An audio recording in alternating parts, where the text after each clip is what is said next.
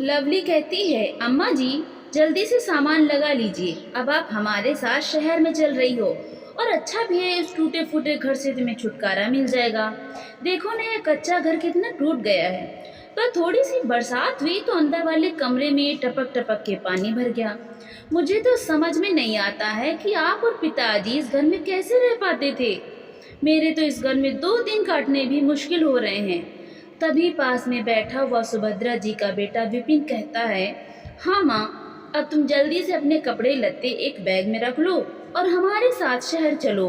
आंगन के कोने में बैठी सुभद्रा जी घर को छोड़ने की वजह से बड़ी ही उदास हैं। घर को छोड़ने का मन बिल्कुल भी नहीं है, लेकिन क्या करें, अब नियति को यही मंजूर है।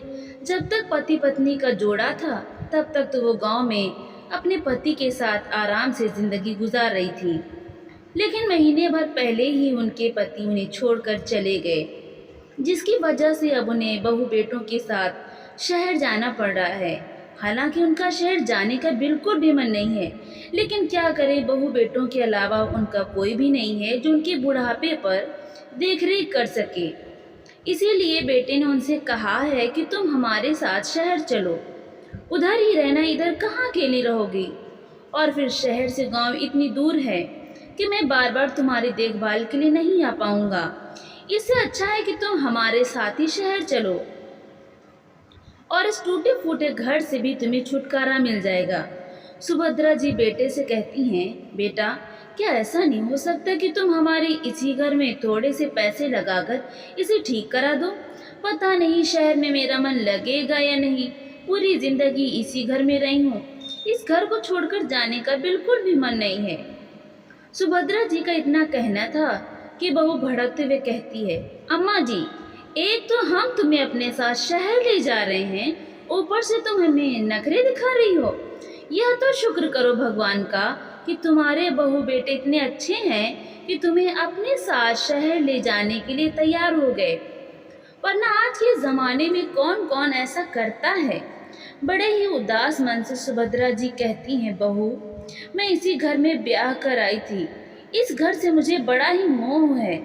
भले ही अगर कच्चा है, लेकिन मेरे सपनों का घर है। इस बात पर बहू मजाक उड़ाते हुए कहती है, अगर यह टूटा फूटा घर तुम्हारा सपनों का घर है, फिर तो तुम मेरे शहर का घर देखकर पागल ही हो जाओगी। तुम्हारी आंखें खुली की खुली रह जाएंगी। एक बार तो मेरे शहर का घर तो देख लो, फिर कभी गांव आने की बात नहीं कहोगी।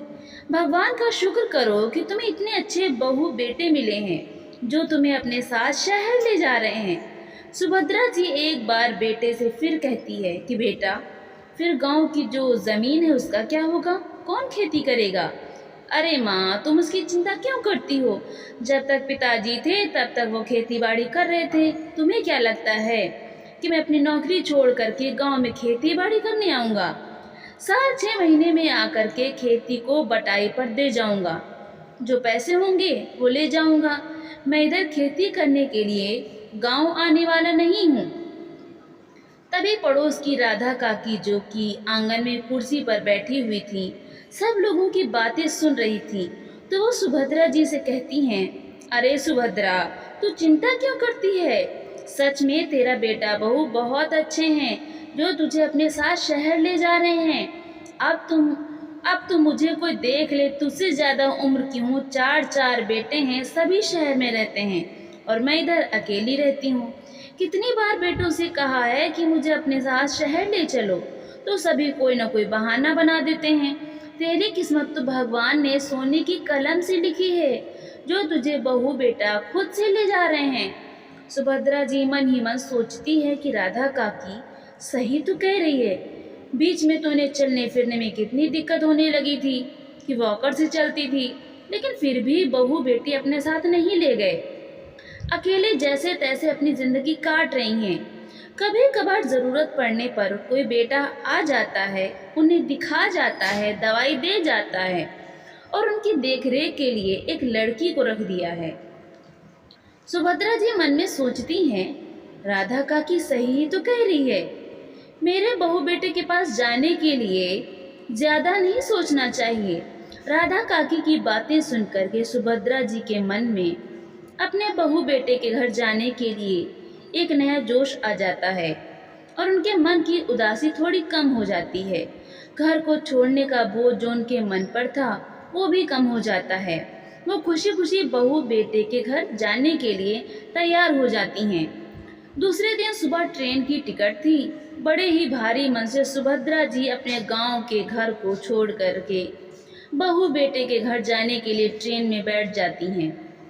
बहू बेटी का घर गांव से बहुत दूर है, जहां उनका लड़का बेटा नौकरी करता है। 24 घंटे का सफर तय करके सुभद्रा जी बहू बेटे के साथ उनके शहर पहुंच जाती हैं। उधर ऑटो करके सभी लोग घर तक पहुंच जाते हैं। सुभद्रा जी की बहू लवली पर्स से चाबी निकालकर अपने नए घर का दरवाजा खोलने लगती है। सुभद्रा जी पहली बार बहू बेटे के घर आई हैं। सच में बाहर से देखने में तो घर बड़ा ही शानदार लग रहा था। वो बड़ी बड़ी आंखें करके बहू बेटे के घर को निहार रही थी। बेटे से कहती हैं, सच में बेटा, तूने शहर में बहुत अच्छा घर बनवा लिया है। मैं तो पहली बार आई हूँ। बाहर से देखने में ही इतना सुंदर लग रहा है, तो अंदर तो कितना सुंदर होगा। हाँ माँ, बहुत मेहनत से मैंने अपना यहाँ घर बनवाया है।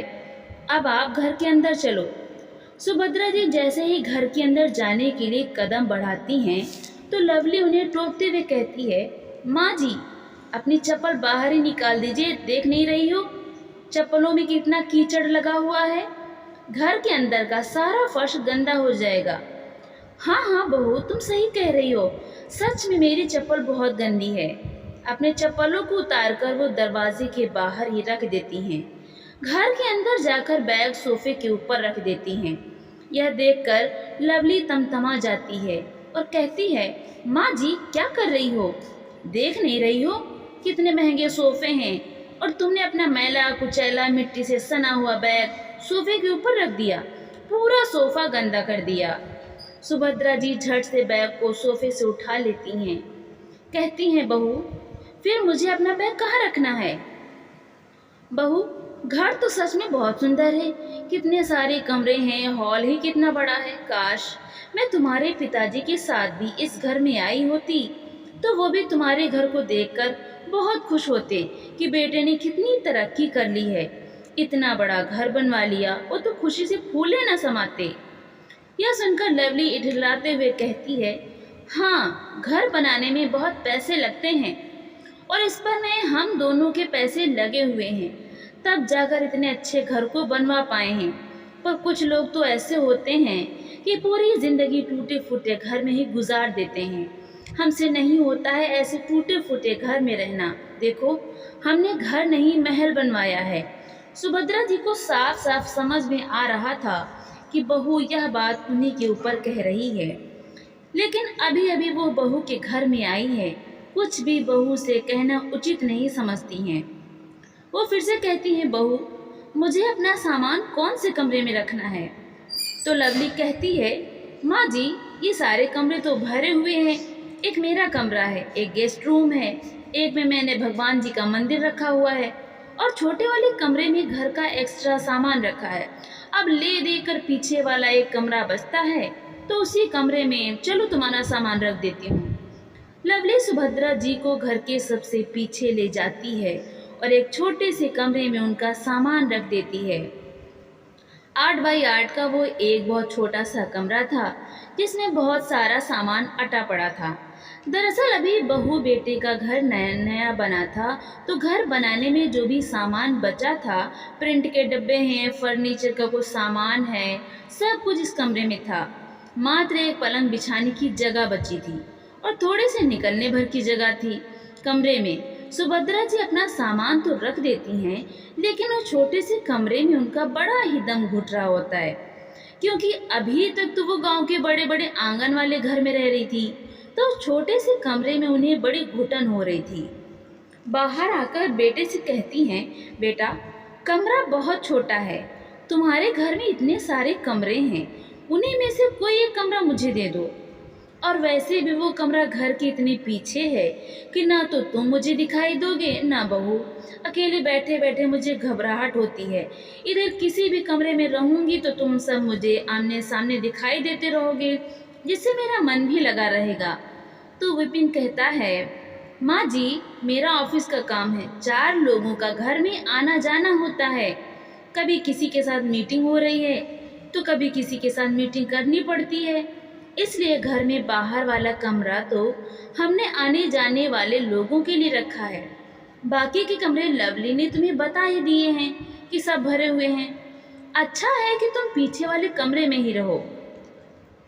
बेटे ने जब सुभद्रा जी से ऐसा कहा तो उन्हें ऐसा लगा कि काटो तो खून नहीं।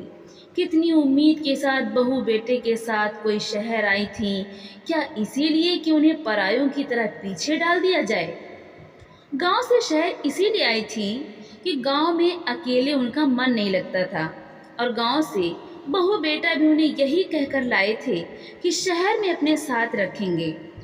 अपने साथ बहू बेटे ने रख तो लिया, लेकिन साथ रहकर भी उन्हें पराया कर दिया। इधर भी वो अकेली ही रहती हैं। सुभद्रा जी बड़ी ही असमंजस में पड़ गईं कि अब वो क्या करें। ना तो वो गांव में रह सकती हैं और ना ही शहर में। अब जाएं तो कहाँ जाएं।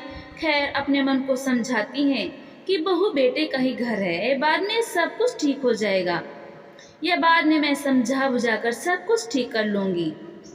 अभी तो हम आए हैं, धीरे धीरे सब कुछ ठीक हो जाएगा। इतनी जल्दी मुझे कोई निर्णय नहीं लेना चाहिए। इसी उम्मीद के साथ वो वही छोटे कमरे में रहने चली जाती हैं। शाम को बहू खाना बनाती है, सबको खाने पर बुलाती है। सुभद्रा जी डाइनिंग टेबल पर आकर बैठती हैं, देखती हैं बहू ने खाने में बहुत ही चटपटा खाना बनाया है। छोले की सब्जी, साथ में पूड़ियाँ और चावल हैं। गांव में सुभद्रा जी रात के समय हल्का खाना ही खाती थी, चावल तो बिल्कुल भी नहीं खाती थी। अब बहू ने खाना बनाया है और पूरे दिन इतनी सारी बातें हुई हैं, जिसकी वजह से वो खाने को लेकर कोई और बात नहीं करना चाहती थी। इसलिए चुपचाप से सब्जी और चावल खा लेती हैं। लेकिन पूरी रात उनके पेट में गैस बनती है, जिससे वो ठीक से सो नहीं पाते। दूसरे दिन वो बहू से कहती हैं, बहू, रात में भारी खाना खाने की वजह से मेरे पेट में बहुत दर्द हो रहा है। अब तुम शाम को हल्का फुल्का खाना ही बनाया करो। लवली कहती है, नहीं माँ जी, तुम्हारे चक्कर में हम शाम को मूंग की दाल और लौकी तो नहीं खाने लगेंगे। तुम्हारा पेट खराब होता है तो अपने लिए शाम को खुद ही हल्का फुल्का बना लिया करो। हम लोगों को कोई समस्या नहीं है, ना ही अभी हम बूढ़े हैं, हम तो शाम को भी हैवी खाना खाते हैं। सुभद्रा जी आज फिर बहू की बात सुनकर चुप रह गई। उन्हें ऐसा लग रहा था कि वो अपने बहू बेटे के घर में नहीं, किसी दूसरे के घर में आई हो, जहां उन्हें बंधन में रहना पड़ रहा है। वो बहू बेटे के साथ हर तरह से एडजस्ट करने की कोशिश कर रही थी, लेकिन कोई न कोई ऐसी बात बहू बेटे की तरफ से हो जाती थी जिसकी वजह से वो दुखी हो जाती थी। धीरे धीरे समय निकलता गया। सुभद्रा जी को बहू के घर में आए 2 महीने बीत गए। वो भी बहू बेटे के घर में उसी के हिसाब से रहने लगी। शाम का खाना खुद ही बनाती, अपने छोटे कमरे में ही रहती। बहू बेटा जैसा करते वैसे ही करती। लेकिन कहीं ना कहीं उनके मन में एक टीस थी कि वो बहू बेटे के साथ आकर खुश नहीं है। एक बार बहू बेटे से गांव जाने के लिए कहा तो बहू बेटे ने यह कहकर मना कर दिया कि गांव जाकर क्या करोगी, अब तो गांव का जो टूटा फूटा मकान था वो भी धराशायी हो गया होगा। रहने के लिए कमरा भी नहीं है तो उधर जाकर क्या करोगी, हमारे साथ ही रहो। और हाँ, कल हमें किसी काम से बाहर जाना है, हम दोनों ही जाएंगे और रात तक आएंगे। घर के दरवाजे वगैरह अच्छे से बंद रखना, जब हम आएंगे तो आने से पहले तुम्हें फ़ोन कर देंगे। दूसरे दिन बेटा बहू अपने काम से निकल जाते हैं और रात को 10 बजे तक घर वापस आते हैं। सुभद्रा जी जब अपना खाना बना रही थी तो अपने साथ साथ बहू बेटे का खाना भी बना लेती हैं कि रात तक बहू थकी हारी आएगी, उनके लिए भी सादा खाना बना लेते हैं। कहाँ रात में आकर बहू खाना बनाने के लिए परेशान होगी। यही सोचकर वो बहू बेटे के लिए भी तोरी की सब्जी और रोटी बना लेती हैं। रात को बहू बेटा वापस आते हैं तो डाइनिंग टेबल पर सुभद्रा जी सबके लिए खाना परोसती है, जिसे देखकर बहू बेटा दोनों ही भड़क जाते हैं और कहते हैं, माँ, तुमसे किसने कहा था हमारा मरीजों वाला खाना बनाने के लिए? हम लोग यह खाना नहीं खाने वाले हैं। पूरे दिन से थके हारे आए हैं और तोरी यानी तुरई की सब्जी देखकर मन खराब हो गया। इसको हटाओ इधर से। लवली कहती है, विपिन तुम जल्दी से पिज्ज़ा ऑर्डर कर दो, आज वही खाकर हमें काम चलाना पड़ेगा। सुभद्रा जी कहती हैं, बेटा तुम लोग बाहर का बहुत ज़्यादा खाना खाते हो। बाहर का ज़्यादा खाना खाने से नुकसान भी होता है। जितना हो सके घर का खाना और सादा खाना खाया करो। बहुत तेल मसाले वाला खाना खाते हो और महीने में 10 से 15 दिन तुम लोग बाहर का ही खाना खाते हो। यह तुम लोगों के स्वास्थ्य के लिए अच्छा नहीं है। तो लवली गुस्साते हुए कहती है, माँ जी हम पूरे दिन से वैसे ही थके हुए हैं, अब अपना लेक्चर देकर मेरा दिमाग खराब मत करो। उठाओ अपना यह सड़ा सा खाना और जाकर अपने कमरे में खाओ। सुभद्रा जी एक नज़र बेटे की तरफ देखती है जो कि अपने फ़ोन में व्यस्त है। फिर सुभद्रा जी खाने की थाली उठाकर कमरे में चली जाती है, लेकिन उनसे वो खाना नहीं खाया जाता है। आज सुभद्रा जी की आंखों से आंसू निकल पड़ते हैं कि मैं तो बहू बेटे के लिए अच्छा करने जाती हूँ और वो दोनों मुझे हमेशा भला बुरा सुना देते हैं। क्या बहू बेटी का भला सोचना गलत है क्या? बड़े होने के नाते मेरा उन्हें थोड़ा बहुत रोक टोक करना गलत है। यही सोचते सोचते सुभद्रा जी बिना कुछ खाए ही सो जाती हैं। आधी रात को अचानक बहुत तेज आंधी तूफान आता है। रात में सुभद्रा जी ने रसोई में खाना बनाया था और उसकी खिड़की बंद करना भूल गई थी।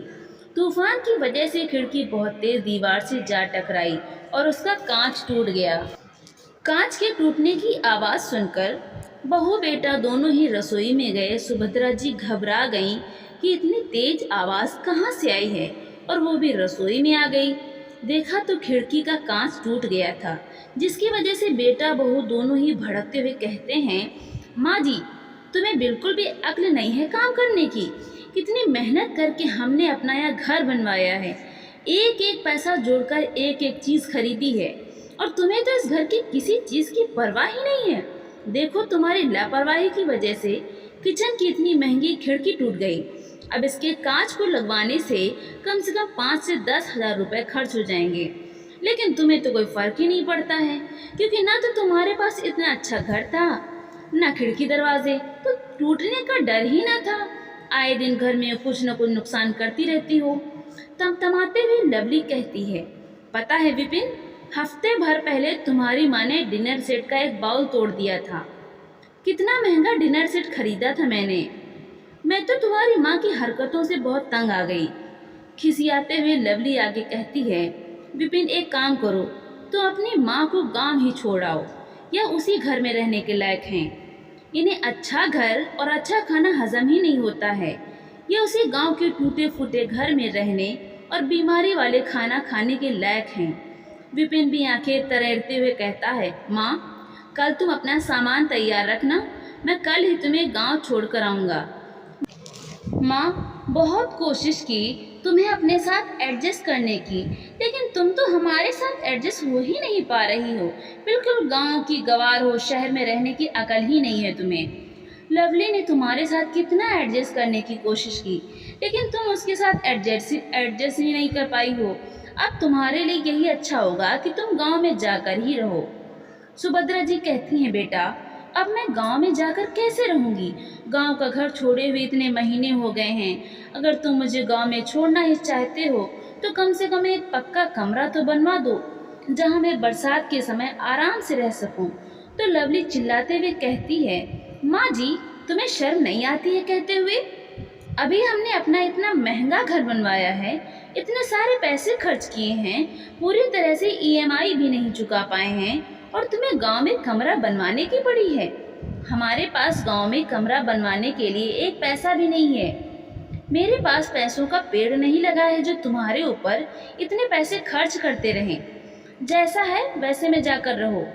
हाँ माँ, लवली सही कह रही है। बेटा भी अपनी पत्नी की हाँ में हाँ मिलाकर कमरे में सोने के लिए चला जाता है। रसोई में खड़ी हुई सुभद्रा जी को ऐसा लग रहा था कि आंधी तूफान बाहर नहीं उनके मन के अंदर आया हो। अब सुभद्रा जी के अंदर बेटे बहू का अपमान सहने की हिम्मत नहीं बची थी। कितने दिनों से वो हर बार यह सोचकर चुप रह जाती थी कि बहू बेटा धीरे धीरे सब कुछ समझ जाएगा। लेकिन वो तो कुछ समझने की जगह हमें ही उल्टा सीधा सुना देते हैं और अपमानित कर देते हैं। अब बस मैं भी इस घर में नहीं रहूंगी। मेरा गांव का घर जैसा है मैं उधर ही चली जाऊंगी, वहीं रहूंगी। दूसरे दिन विपिन उन्हें गांव छोड़ आता है और तुरंत ही वापसी की टिकट कराकर वापस भी आ जाता है। घर के आंगन में खड़ी सुभद्रा जी बेटे को जाते हुए एकटक देखती रहती हैं कि बेटे ने जाते समय यह भी नहीं कहा कि माँ कुछ पैसे रख लो। घर के आंगन में इतनी बड़ी बड़ी घास खड़ी हो गई है, इसकी सफाई के लिए किसी को बुला लेना, घर के राशन पानी के लिए कुछ खरीद लेना। चुपचाप शहर के लिए निकल गया। खैर, किस्मत का लिखा समझकर सुभद्रा जी इसे भी स्वीकार कर लेती हैं कि देखते हैं आगे आगे बुढ़ापे में भगवान ने मेरी किस्मत में क्या क्या लिखा है। शायद भगवान मेरी परीक्षा ले रहा है और मैं भी इस परीक्षा में पास होती रहूंगी। भगवान ने जितनी जिंदगी दी है उतनी तो आराम से जीऊंगी। आज कहीं न कहीं गांव में आकर सुभद्रा जी एक सुकून की सांस ले रही थी। भले ही उनके घर पर छत न हो, लेकिन एक आज़ादी थी जो वो महसूस कर रही थी और खुश भी थी। पीछे मुड़कर घर को देखती हैं जिसमें बहुत बड़ी बड़ी घास खड़ी हो गई हैं। वो अपने टूटे फूटे घर की साफ सफाई में जुट जाती हैं। इधर बेटा बहू भी आराम से शहर में रहने लगते हैं। धीरे धीरे समय निकलता है। एक दिन अचानक से विपिन की तबीयत खराब होती है। लवली विपिन को अस्पताल लेकर जाती है। पता चलता है बाहर का ज़्यादा खाना खाने की वजह से उसके लीवर में प्रॉब्लम आ गई है। सारी रिपोर्ट देखने के बाद डॉक्टर विपिन से कहता है, विपिन अब तुम्हें बाहर का सारा खाना बंद करना पड़ेगा। अगर तुमने ऐसा नहीं किया तो तुम्हारे लिए वो बहुत ही हानिकारक है। तुम्हें अब घर का सादा खाना खाना चाहिए। बाहर का ज़्यादा खाना खाने की वजह से तुम्हारे लीवर में प्रॉब्लम हो गई है। अगर तुमने आज अपने स्वास्थ्य को नहीं संभाला तो आगे तुम्हें और भी समस्याओं का सामना करना पड़ सकता है। यह सुनकर लवली घबरा जाती है। अब वो घर पर सादा खाना बनाने लगी। जिस घिया तोरी यानी तोरई को देखकर लवली और विपिन नाक सिकोड़ते थे, आज डॉक्टर के कहने पर उसी को खाने लगे। लेकिन किस्मत को यहाँ तक ही मंजूर नहीं था। विपिन जिस कंपनी में काम करता था वो कंपनी बंद हो गई, जिसकी वजह से विपिन की नौकरी चली गई। विपिन और लवली ने थोड़े बहुत पैसे बचा कर रखे थे, जिसे उन्होंने कुछ दिनों तक घर की ईएमआई और दवाइयों का खर्चा चलाया। लेकिन एक समय के बाद उनके बैंक के पैसे भी खर्च हो गए। अब उनके पास पैसे आने का कोई जरिया नहीं बचा था और इधर बैंक से नोटिस पर नोटिस आए जा रहे थे ईएमआई भरने के लिए। हालांकि इस बीच में विपिन दूसरी नौकरी के लिए जगह जगह अप्लाई कर रहा था, लेकिन उसे नौकरी नहीं मिल रही थी। विपिन ने चारों तरफ हाथ पैर मार लिए, लेकिन उसे कहीं भी नौकरी नहीं मिली। अब तो उसके पास पैसों के लाले पड़ गए। हाथ में बिल्कुल भी पैसे नहीं थे। घर का खर्च निकालना भी मुश्किल हो रहा था। तभी लवली उसे सलाह देती है, विपिन हमारे पास पैसे नहीं हैं, लेकिन पैसे आने का एक रास्ता है जिससे अपने घर की ईएमआई के पैसे भी चुका देंगे और तुम्हें दूसरी नौकरी देखने का समय मिल जाएगा। विपिन चकित होते हुए कहता है, कहाँ से आएंगे इतने सारे पैसे? हमारा घर 2-4 लाख का नहीं है, पूरे 1 करोड़ का है, जिनके लिए हमने बहुत सारा लोन लिया है। अगर हम किसी से उधार भी लेंगे तो वो हमें इतना पैसा नहीं देगा। 1-2 लाख तो सब दे देते हैं, पर बड़ा अमाउंट उधारी पर कोई नहीं देता है। तो मुस्कुराते हुए लवली कहती है, अरे विपिन तुम मेरी पूरी बात तो सुनो। गांव में जो तुम्हारे पिताजी की जमीन थी वो कब काम आएगी? वैसे भी गांव की जमीन पर खेती करने के लिए तो आप जाते नहीं हो। आज जरूरत पड़ी है तो जमीन को हम बेच देते हैं और उसी जमीन के पैसे से हम अपने घर का लोन भी चुका देंगे, साथ ही साथ अपनी जिंदगी को वापस से पटरी पर ले आएंगे। यह सुनकर विपिन बहुत खुश होता है। अरे लवली तुमने तो बहुत अच्छा आइडिया दिया, यह बात मेरे दिमाग में पहले क्यों नहीं आई? लेकिन घर की सारी जमीन तो माँ के नाम है। तो लवली कहती है, तो क्या हुआ, माँ के नाम है, क्या अपने बेटे के लिए माँ जमीन नहीं बेच सकती है? तुम गांव चलो, माँ को अपनी परिस्थितियाँ बताओ, वो तुम्हारी माँ है, जमीन बेचकर तुम्हें झट से पैसे दे देंगी। फिर क्या था, विपिन और लवली अगले ही दिन टिकट कराकर गांव पहुंच जाते हैं और माँ के उसे टूटे फूटे घर को खोजने की कोशिश करते हैं, क्योंकि जहां पर उनका टूटा फूटा घर बना था वहां पर किसी का पक्का मकान बना लिया है और बाहर से एक बड़ा सा स्टील का गेट लगा है। उस घर को देखकर विपिन थोड़ा सा परेशान होता है। फिर आस पड़ोस के लोगों से पूछता है कि काका, इधर मेरा घर था और मेरी ही जमीन थी, तो इस पर किसने घर बना लिया? मैं तो 6-8 महीने पहले अपनी माँ को छोड़कर गया था। मनोहर काका कहते हैं, अरे बेटा, ये तुम्हारी माँ का ही घर है, वो देखो तुम्हारी माँ दरवाजा खोल रही है। यह घर तुम्हारी माँ ने कुछ दिन पहले ही बनवाया है। यह सुनकर विपिन और लवली दोनों ही चौंक जाते हैं। उन्हें समझ में नहीं आ रहा था कि माँ ने इतना अच्छा घर कैसे बनवा लिया। उनके पास इतने सारे पैसे कहाँ से आए? खैर, दोनों माँ को देखकर घर की तरफ बढ़ते हैं। जैसे ही घर के दरवाजे पर पहुँचते हैं, विपिन माँ से कहता है, माँ, तुमने यह घर कैसे बनवा लिया? तुम्हारे पास इतने सारे पैसे कहाँ से आए? और घर बनवाने से पहले मुझे बताया भी नहीं। अरे बेटा, सारी बातें क्या बाहर ही कर लोगे? घर के अंदर आओ, फिर आराम से बैठकर बात करेंगे। सुभद्रा जी दरवाजे को पूरा खोलते हुए कहती हैं। जैसे ही लवली अंदर जाने के लिए होती है तो सुभद्रा जी कहती हैं, बहू, जरा अपनी चप्पल बाहर ही उतार दो, अभी अभी घर की साफ सफाई की है, घर गंदा हो जाएगा। लवली अपनी सास का मुंह ताकती रह जाती है। उसे अपनी सास पर गुस्सा तो बहुत आ रहा था, लेकिन आज उसे सास से ही काम था। क्योंकि जमीन सास के ही नाम है, तो वो उल्टा सीधा नहीं बोल सकती है। चुपचाप से चप्पल को बाहर ही उतार कर अंदर चली आती है। अंदर जाकर चारों तरफ घर को निहारती है। घर तो बहुत सुंदर बना लिया है। 2 कमरे हैं, एक हॉल है, बड़ा सा आंगन है और एक किचन भी है। सुंदर सुंदर गेट और खिड़कियां लगी हुई हैं। जब लवली पूरे घर को निहार रही थी, तभी सुभद्रा जी कहती हैं, बहू, देख लो, अब तो हमने भी अपने घर में महंगे वाले खिड़की और दरवाजे लगवा लिए हैं। अब तुम मुझसे नहीं कह पाओगी कि मेरे घर में खिड़की दरवाजे नहीं हैं। एक के बाद एक सुभद्रा जी चुन चुन कर अपनी बहू को जवाब दे रही थी और लवली भी चुपचाप आज सारी बातों को सुन रही थी। विपिन सोफे पर मुंह लटकाए बैठा है। सुभद्रा जी सबके लिए चाय नाश्ता लेकर आती हैं। चाय नाश्ता करने के बाद लवली सास को सारी आप बीती सुनाती है। माँ जी, आपको पता है हमारे साथ क्या क्या हुआ? उनकी तबीयत खराब हो गई, बाद में नौकरी चली गई, बैंक वालों के नोटिस पर नोटिस आए जा रहे हैं, जिसकी वजह से परेशान होकर हमें घर आना पड़ा। माँ जी, अब आप ही हमारी मदद कीजिए। बेटे की तबीयत के बारे में सुनकर सुभद्रा जी को बुरा लगता है और वो कहती हैं, बेटा, मैं तो तुम लोगों से पहले ही कहती थी कि बाहर का खाना कम खाया करो, सादा खाना खाया करो, अपने स्वास्थ्य पर ध्यान दिया करो, लेकिन तुम लोगों को मेरी टोका टाकी बुरी लगती थी। आज देखो, डॉक्टर ने तुम्हें बाहर का खाना खाने से मना कर दिया। काश तुम पहले ही हमारी बात मान गए होते तो तुम्हें आज ये दिन नहीं देखना पड़ता। यह सुनकर विपिन और लवली दोनों ही जमीन की तरफ नजरें गड़ाए बैठे हैं। विपिन कहता है, माँ, अब इन सारी चीजों से निकलने का एक ही तरीका है कि गांव में आपके नाम जो जमीन है उसको बेच दिया जाए और उसी से बैंक का लोन चुका दिया जाए।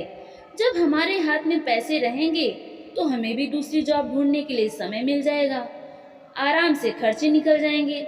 सुभद्रा जी कहती हैं, बेटा, कौन सी जमीन की बात कर रहे हो? उस जमीन का एक हिस्सा तो मैंने पहले ही बेच दिया है, उससे ही तो मैंने यह घर बनवाया है, और आधी जमीन जो बची है उसे मैं अपने खर्चे के लिए रखूंगी। अगर वो बेचकर तुम्हें दे दूंगी तो अपने खर्च कैसे चलाऊंगी? और जिंदगी किसने देखी है कि बुढ़ापा कितना लंबा हो और बुढ़ापा कैसा हो? तो मुझे भी बुढ़ापे पर पैसों की जरूरत पड़ेगी। और वैसे भी बेटा, मैंने तुम्हें देख लिया है। जब तुम पिछली बार मुझे छोड़ने आए थे तो परायों की तरह घास फूस वाले टूटे फूटे घर में छोड़कर चले गए थे। यह भी नहीं पूछा था कि माँ, तुम्हारे पास पैसे हैं कि नहीं? आज तुम्हारे पास खाना बनाने के लिए सामान है या नहीं? क्या खाओगी, कहाँ रहोगी, कैसे रहोगी, कुछ भी नहीं पूछा था। बस घर के आंगन में छोड़कर चला गया था। तो बेटा, बची हुई जमीन मैं नहीं बेचूंगी, वही मेरे बुढ़ापे का सहारा है। क्योंकि आज के समय में मैंने देख लिया है, औलाद से ज्यादा सहारा तो संपत्ति का होता है। अगर संपत्ति हमारे पास है तो हम किसी भी तरह से अपना बुढ़ापा काट लेंगे, लेकिन अगर बेटे बहू पर पूरी तरीके से आश्रित हो जाएंगे तो बुढ़ापा बहुत ही कष्टदायी हो जाता है। मैं उस जमीन को बेचकर अब तुम दोनों पर आश्रित नहीं होना चाहती। और वैसे भी तुम लोगों के साथ भी रहकर देख लिया है, साथ रहकर तुम लोगों ने मेरे साथ परायों सा व्यवहार किया है। सुभद्रा जी बहुत ही स्पष्ट शब्दों में बेटे बहू से जमीन बेचने से इनकार कर देती है। कहती है, बेटा मुझे तुमसे पूरी हमदर्दी है, लेकिन मुझे भी अपना बुढ़ापा देखना है। अगर आज मोह में आकर मैं तुम्हारे लिए बेच दूंगी तो मैं कहाँ जाऊंगी, क्या खाऊंगी, कैसे रहूंगी। माँ तुम हमारे साथ शहर चलो और शहर में ही रहना। यह बात सुनकर सुभद्रा जी को गुस्सा आ जाता है और कहती है, बेटा कौन सा शहर और कौन सा घर, तुम अपने इतने बड़े घर में मुझे कमरा भी नहीं दे पाते हो, नौकरानियों की तरह रखते हो, मुझे तुम्हारे घर नहीं जाना। सुभद्रा जी के दो टूक इनकार को सुनकर बहू गुस्से से भड़क जाती है और कहती है, माँ जी तुमने घर की जमीन किससे पूछ कर बेची है? एक बार आपने बेटे से पूछ तो लेना चाहिए था। विपिन भी भड़कते हुए कहता है, हाँ माँ तुमने सही नहीं किया है, तुमने जमीन को क्यों बेचा? सुभद्रा जी कड़क आवाज में कहती है, मेरी जमीन थी और मुझे जरूरत थी घर में, ना तो रहने के लिए कमरा था ना खाने के लिए सामान, तो फिर सामने जमीन बेचने का रास्ता बचा ही क्या था, सो जमीन बेच दी। बची हुई जमीन में अपने लिए रखूंगी। सुभद्रा जी की बात सुनकर विपिन और लवली कुछ नहीं कहते, क्योंकि उनके पास अब कुछ कहने के लिए बचा ही नहीं था। जैसा व्यवहार उन्होंने अपनी माँ के साथ किया था, आज भगवान ने उसे सूद समेत वापस कर दिया है। जब लवली और विपिन को यह समझ में आ जाता है कि माँ जमीन नहीं बेचेंगी, तो दूसरे ही दिन अपने शहर जाने के लिए तैयार हो जाते हैं।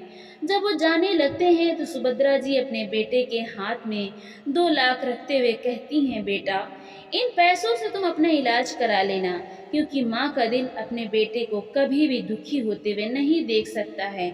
यह पैसे जो मैंने जमीन बेची थी, कुछ तो घर बनाने में खर्च हो गए, कुछ पैसे मेरे पास बचे हुए थे। वैसे तो मैं इन पैसों की एफडी कराने का सोच रही थी, जिससे ब्याज आता रहता, लेकिन चलो कोई बात नहीं, मेरे पास खेती के पैसे आते रहेंगे, तुम इन पैसों से अपना अच्छे से इलाज करा लो। यह सुनकर विपिन और लवली शर्म से पानी पानी हो जाते हैं। वो नजरें उठाकर सुभद्रा जी को नहीं देख पाते हैं।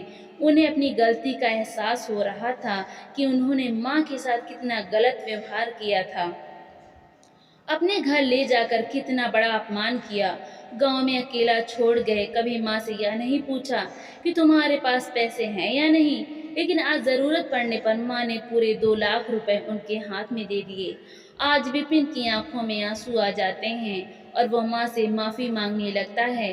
तो सुभद्रा जी कहती हैं, बेटा यह पैसे मैंने एक माँ होने के नाते दिए हैं, लेकिन इसका मतलब यह नहीं है कि मैंने तुम्हें माफ कर दिया है। अब जाओ और अपना अच्छे से इलाज करवा लो। बेटा बहू शहर के लिए चले जाते हैं। तो दोस्तों हमें इस कहानी से यही सीख मिलती है कि बुढ़ापे पर अपने लिए कुछ पैसे बचा कर जरूर रखना चाहिए। पूरी तरह से बहू बेटों पर आश्रित नहीं होना चाहिए, क्योंकि बुढ़ापे पर पैसा ही है जो हमारे काम आता है। तो आपके पास थोड़ी बहुत जो संपत्ति है या पैसा है, वो अपने पास बचा कर जरूर रखें। सब कुछ बच्चों को ना दें, क्योंकि अगर आपके पास में पैसे होंगे तो आप अपने हिसाब से खर्च कर पाओगे।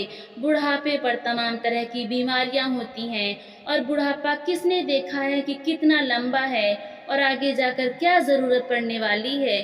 तो अपनी संपत्ति बहू बेटों को देकर फिर अपने ही पैसों को उनसे हाथ फैलाकर मांगना उचित नहीं है। तो दोस्तों आपको हमारी कहानी कैसी लगी और सुभद्रा जी का निर्णय कैसा लगा? कहानी पसंद आई हो तो कमेंट करके ज़रूर बताइएगा। और हाँ दोस्तों, चैनल को सब्सक्राइब करना बिल्कुल भी ना भूलें। तो मिलते हैं अगली नई कहानी के साथ। बहुत बहुत धन्यवाद।